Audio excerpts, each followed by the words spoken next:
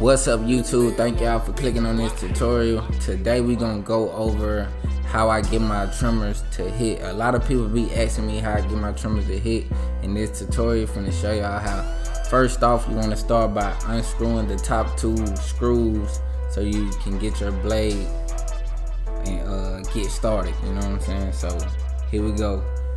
Now that you have the top blade and the cutting blade, you know what I'm saying, off, what you want to do now is take that Allen key that comes with your trimmer and unscrew those bottom screws holding the cutting blade. You want to unscrew them just a little bit so you have wiggle room. Just a little, just enough to have wiggle room. And what you want to do is push that blade down and out of the way. And then you want to tighten those two screws back up. Like so. Next up, you want to take lubricating oil and add just 1 drop to the 1 Minute Blade Modifier. And make sure that you have the Blade brand logo on the side of the modifier that says on the side of the modifier that says brand blade logo, or what, man, you know what I'm talking about. Make sure the brand of the trimmer blade, the blade brand logo, is on the side that the modifier says it should be on, which is that little word, those little words on that side. I'm making sure, man, y'all get what I'm saying, man.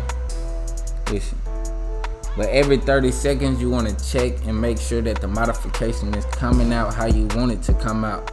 You know what I'm saying? But you want to do it for up to a minute. That's the recommended time to get it, you know what I'm saying, perfect. After you get done, this is what you're going to see. You see how the top portion of the blade is, you know what I'm saying, tapered off? That's what you want. And after you get done with that, what you want to do is unscrew those bottom screws again and zero gap your trimmers, your trimmer blade. And what I recommend is not fully zero gapping, you know what I'm saying? Get it just close enough to where, you know what I'm saying, that bottom, you don't want that cutting blade overlapping the top blade. You know what I'm saying? And you can line them up and just push that cutting blade back just a little bit with your fingertips like you just seen me do.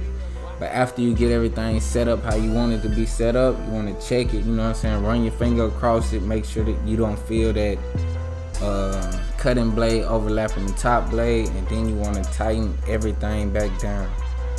And to get it super tight, you want to, you know what I'm saying, grab a Gerber and wrap it around that Phillips head, but around the Allen key, just to get it tight to where that blade, you know that blade ain't going nowhere. After you get done with that, what you want to do is put everything back in place. You know what I'm saying? It's simple as that. And once you get done with all that, what you want to do, after you tighten everything back down, what you want to do is check and make sure that that cutting blade is not overlapping the top blade. You can test it out by turning the trimmers on and using your forearm to, you know what I'm saying, rub the blade across it and see if it's biting, or see if you feel nicks, you know what I'm saying. If it's nicking you, that means you need to take the blade back off and readjust that cutting blade like you seen me doing earlier in this video.